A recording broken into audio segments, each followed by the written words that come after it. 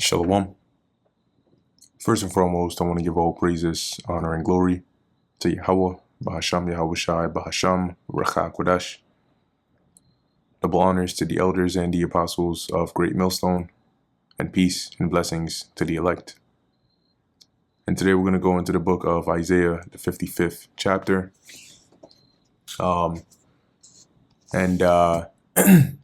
As subheading says, the free offer of mercy, which is pretty much what the bulk of this chapter goes into, how freely accessible the Lord has made this knowledge. And, he has employed the prophets, teachers, to bid people to it. But unfortunately, as we see even till this day, people don't, not many people gravitate towards this, this free offer of mercy. So this is Isaiah chapter 55, verse 1. And as we went through in the 54th chapter, which mainly covered the mercy and the blessings that the Lord would return upon Israel, having been forsaken for a period of time, the Lord would recompense us, rightfully, or I should say, bountifully, in the latter end. So Isaiah 55, verse 1, Ho, everyone that thirsteth. And the ho is like an alert. Like today you say yo, or like you're, or like, just like to signal. All right. So ho, everyone that thirsteth, come ye to the waters. Now these waters here, as we're reading in Isaiah 55, the waters and the wine, the money, or the wine and the milk, as we're going to read, are symbolic of this knowledge, or at least what we call this truth. So those that thirst, right, everyone that thirsteth are they that desire or are seeking this truth, right, or that the answers. So come ye to the waters, come to the truth, come to the knowledge, which is where the prophets are, because the Lord has blessed the prophets. He's blessed us with the knowledge, wisdom, and understanding that we may bring it forth. And so, they can be likened onto a fountain or waters of the truth. And he that hath no money, right? So whether you have money or not, come. If you desire this knowledge, or you thirst for this water, come and get it. Come ye, buy and eat. Yea, come buy wine and milk without money and without price. And there are other precepts that liken, once again, the knowledge to wine, strong drink, in this case wine, or milk, right? And I'll cross-reference this in a bit, and we can find some of those precepts. But what's being said here, right? Come ye, buy and eat. Yea, come buy wine and milk without money and without price. So that's how we know it's not talking about buying literal milk and money. Milk and wine. Isaiah didn't open a milk and wine stand and try to sell that to people. Okay, but what you buy without a price is this truth, is this knowledge.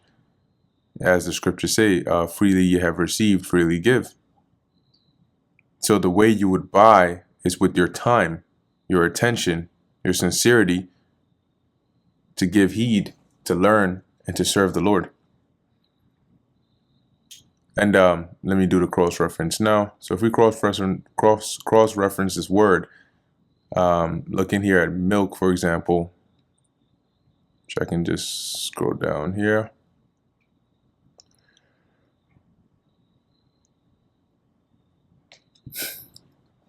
Let's see.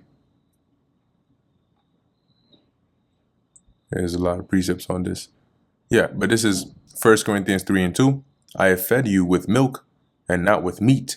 Now, was the Apostle Paul actually feeding grown men with milk? Right? Did he get, the baby feeding bottles and start feeding grown men? Obviously not.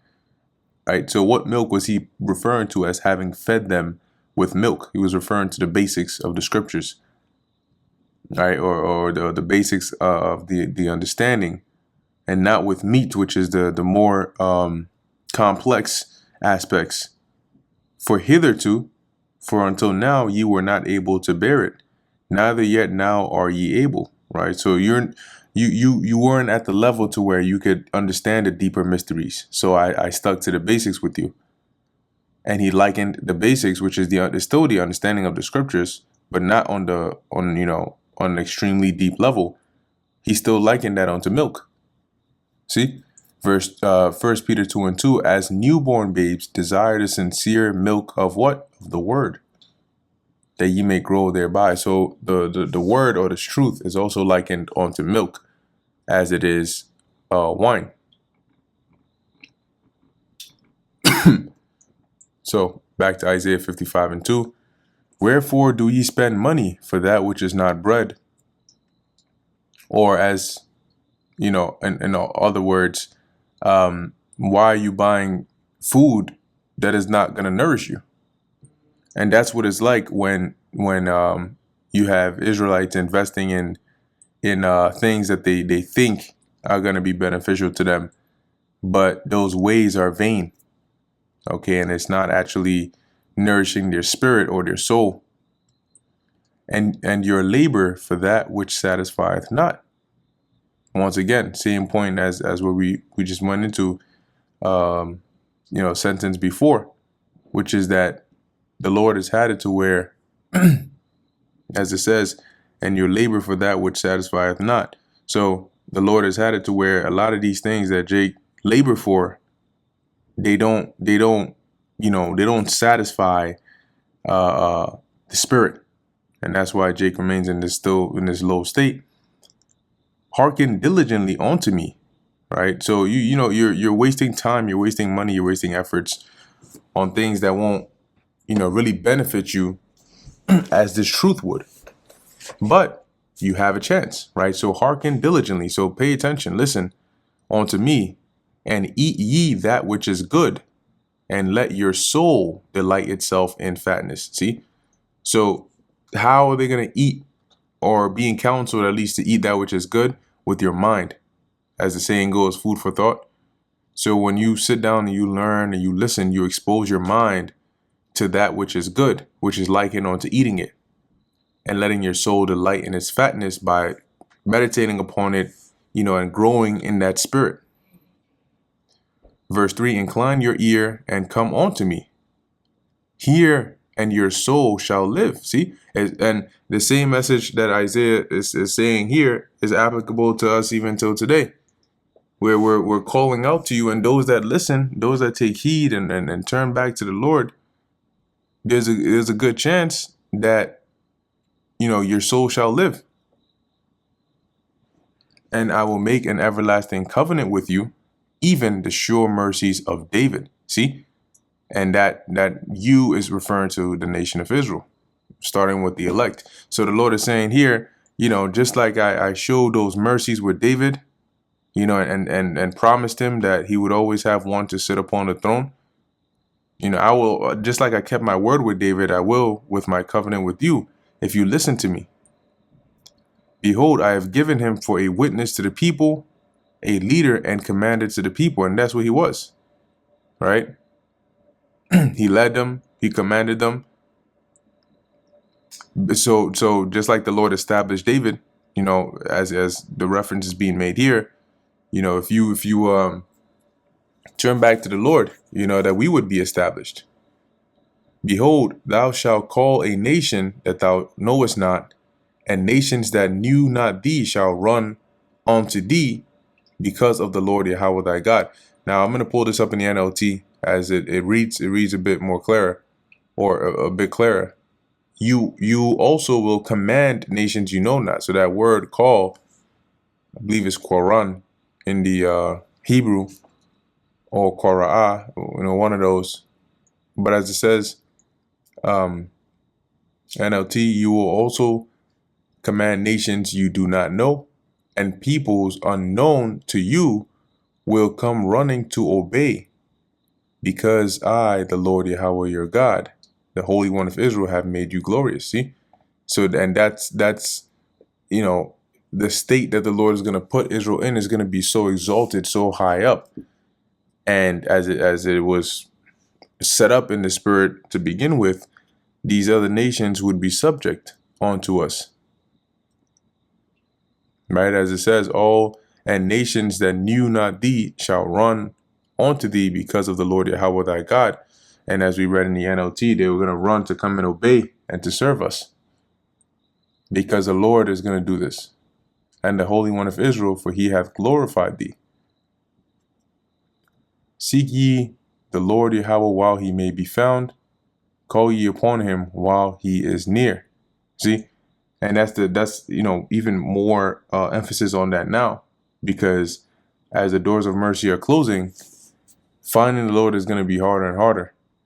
And if you wait to the time of Jacob's trouble, all hell is breaking loose, and you think you're going to now find, the Lord by calling upon him, that's not going to work out, because most people don't even know how to truly call upon the Lord. And now is the time when you have the opportunity to learn that from the prophets, from the teachers, but you have a lot of people that don't want to take heed to that. So seek ye the Lord Yahweh while he may be found. Call ye upon him while he is near. So while you still have the opportunity to, while you still have the chance and the judgment hasn't come yet, let the wicked forsake his way, right? So those that are doing wickedly, stop that. Stop committing iniquities.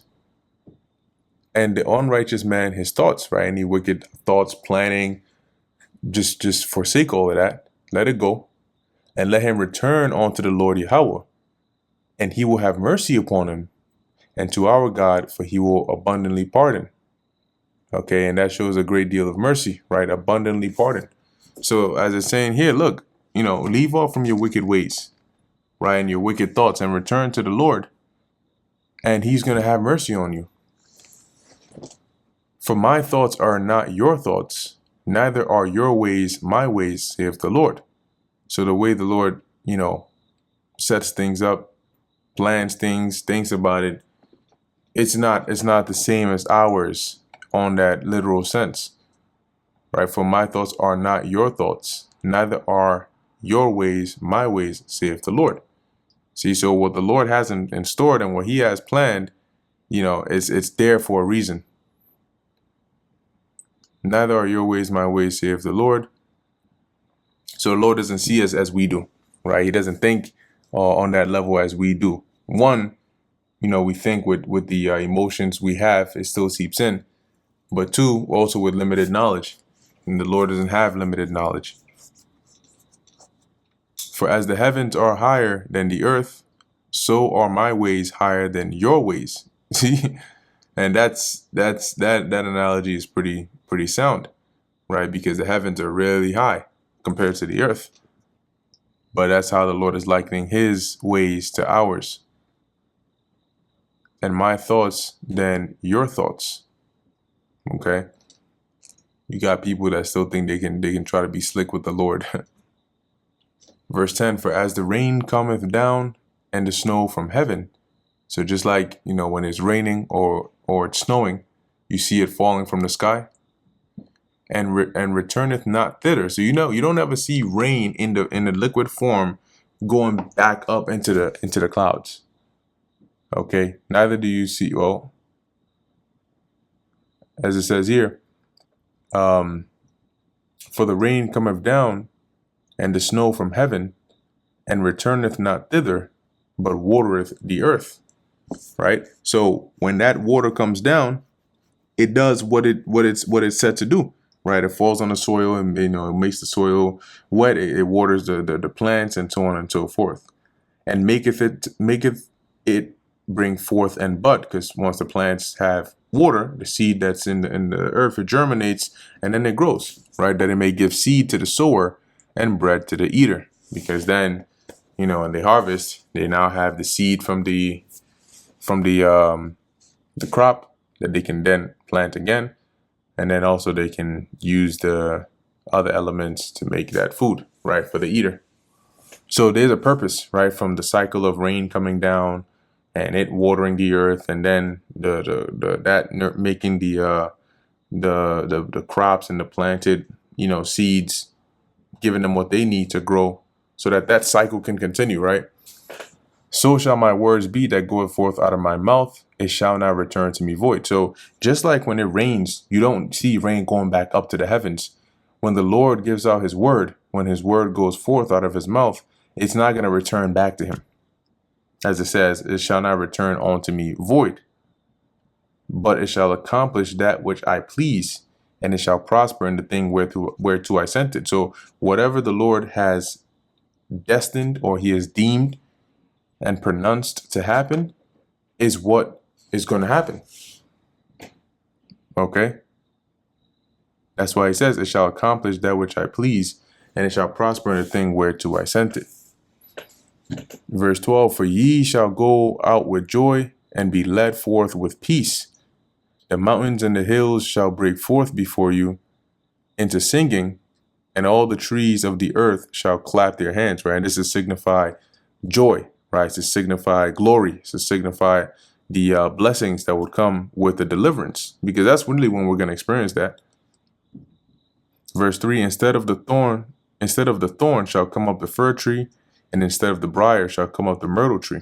Okay, and that's representative of the Lord replacing the old or the bad for the good, and the old for the new, because there are a lot more benefits to fir tree than there are to thorns, which, thorns can prick you and so on. Similar to the briars and the myrtle tree. And it shall be to the Lord Yahweh for a name, for an everlasting sign that shall not be cut off. Okay, and pulling this up in the NLT, it says here, where once there were thorns, cypress trees will grow. Where needles grew, myrtles will sprout up. These events will bring great honor to the Lord's name. They will be an everlasting sign of his power and love. You see that? And so, similar to what I mentioned when we recapped the 54th chapter, the Lord made mention, not once, not twice, but many times by his prophets, about how at the end of it all, right, he would gather his chosen, gather his elect, and ultimately deliver the entire nation in process of time. But it starts with the elect, but he would have mercy, right, and deliver us from the harsh captivity or conditions that we've been living in all the way up until now. So that mercy that the Lord is going to bestow upon us will be, a sign, everlasting, when the Lord beautifies the meek with salvation, as the scriptures say. But that pretty much brings us to the end of the book of Isaiah, the 55th chapter. Lord willing, this was edifying to the elect. In closing, I want to give all praises, honor, and glory to Yahweh, Bahasham, Yahweh Shai, Bahasham, Ruach HaKodesh. Until next time, Shalom.